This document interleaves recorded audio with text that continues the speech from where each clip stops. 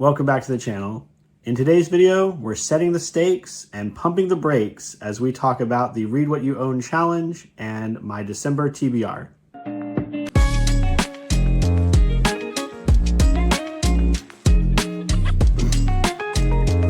The Read What You Own challenge is pretty straightforward. Many of us in the booktube community and just as avid readers have amassed a collection of books that are sitting on our shelves, and this is an opportunity to focus on the books that we are in our collections that we haven't read yet. This challenge was started by Criminali, I believe. I'll link in the description below.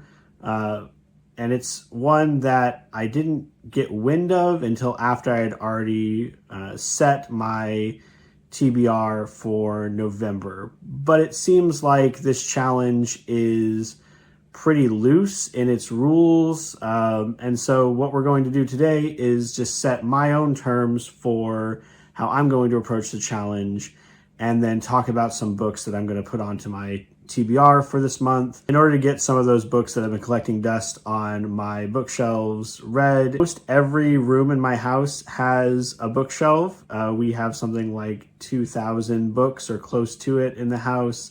And so it would be unrealistic for me to stop and try to read everything that I've not gotten to. But I figured that December was a good month to set aside some time and focus on books that have been on my shelf for a while, and to approach this challenge for the next month. Here are my rules for the Read What You Own challenge. So I will be doing this for the month of December only. I've got a lot of plans for what's coming up for the future of this channel. And while I do want to spend some time going back through my backlog, I don't want this to be something that I extend for a prolonged period of time.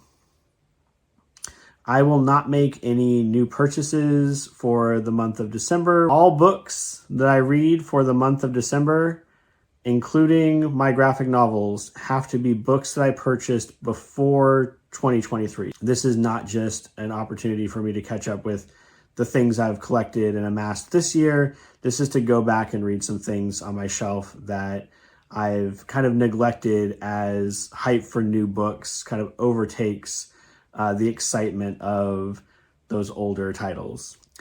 I'm still going to be reading some books for work. So at the moment, my English classes are reading their nonfiction book club books, and I am reading those alongside them. And so that will be exempt from the expectation of no new books for the month. Just one more caveat to this rule. If I am reading a book on November 30th and I don't get through it, I can finish up that book at the beginning of December before starting into my backlog. Those are my expectations. Those are my rules for the Read What You Own challenge.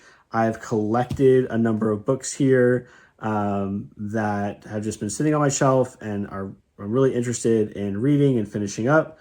And so I thought I would just talk about a few of them. I'm actually going to start off with J.K. Jemison's The Fifth Season.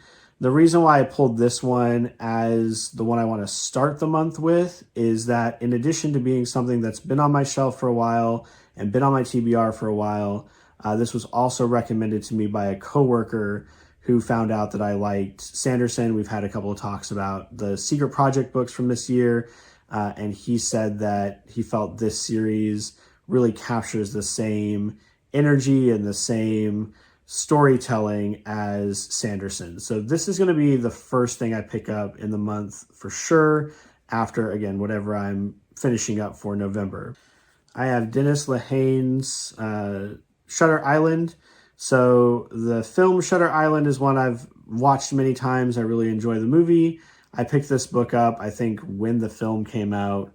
You can see the soon-to-be a motion picture. So I think it was right around the time the film released, and I watched it and went out and bought the book. From what I've heard, it's a fairly faithful adaptation, so I'm not expecting any major shakeups from the story, but I'd still like to get through this and read the novel version. I have a few Terry Pratchett books that I know I haven't gotten to yet. So I took Hogfather out because, of course, it's the Christmas season. I've heard a lot of positive things about this one, but I've never read it. So that will be one that I want to take a look at for the Christmas season. And then I also took out Masquerade, again, because I know this is a title that I haven't read.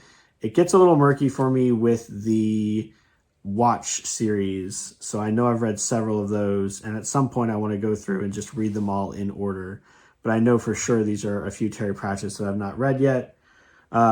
Next up, I have some Neil Gaiman that I've not read yet. So we've got American Gods. I've got this version, and I've got a leather-bound edition. I'll probably read through this one just because it's a little bit easier to carry around, and the paperbacks are a little bit easier to flip through.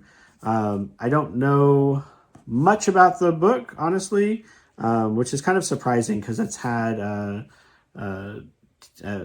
TV adaptation, I want to say. I've managed to not spoil myself on too much from this book. A longer Gaiman book is one that I'm definitely interested in and looking forward to finally getting to read.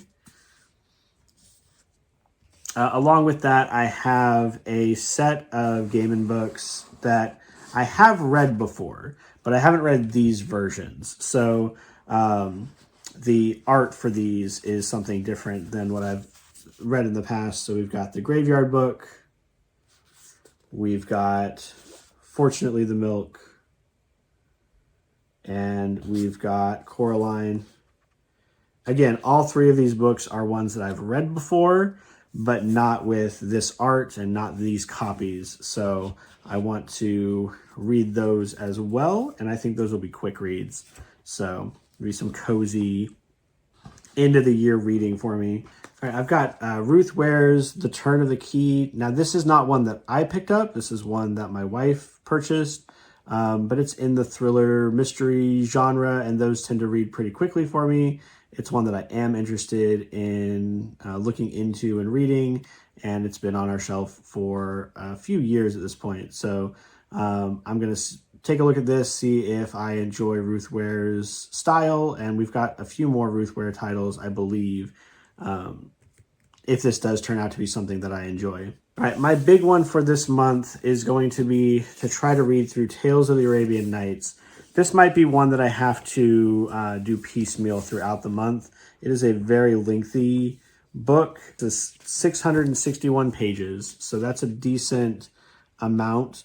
I know I've read through part of the book before, but I don't know where I finished up, and I know I have not gotten to the end. So this is one, again, that's been on my shelf for years. I've attempted to read it before. I've not gotten through it, so I'm finally going to try to get through it with this next month. The last book that I decided I definitely want to get to this month is A.G. Subaraya, Master of Monsters.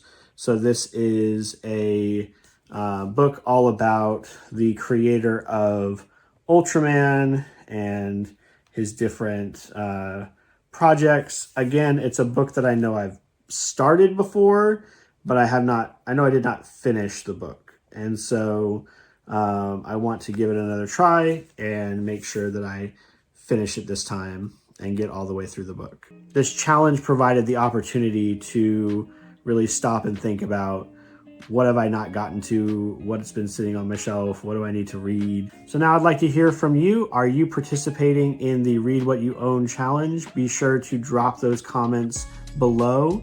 I've seen several different YouTubers talking about this challenge, the ways that they're going to adapt it and modify it for their needs. The reason why I wanted to jump in is it does seem like one of these that's not strictly enforced. It doesn't have very hard rules, and so it seemed like something that could adapt to my situation and encourage me to get some of these titles off my shelf. But whether you are going through your backlog or you are reading the new hotness, I hope that your reading journey is going well as always. Please be sure to like, comment, and subscribe so we can build this corner of our YouTube community. And until the next one, take care.